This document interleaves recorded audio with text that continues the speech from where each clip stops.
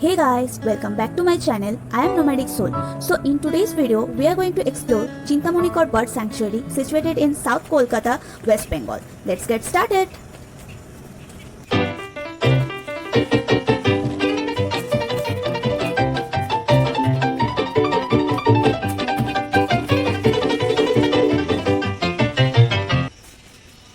So suitable time for visiting this place is early summer mornings, and all the other information are given in the description box. You can check it.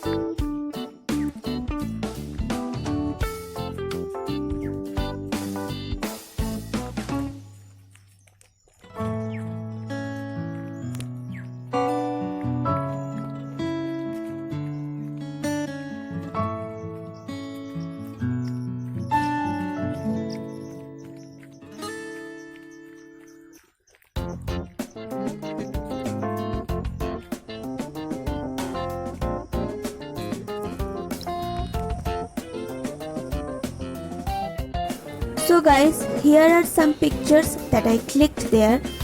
Hope you all will like this video, and if you like this video then don't forget to like, share and subscribe to my channel, and also do comment down below if you have any kind of suggestions for me. Hope to see you soon. Till then, take care. Bye bye. Love you all.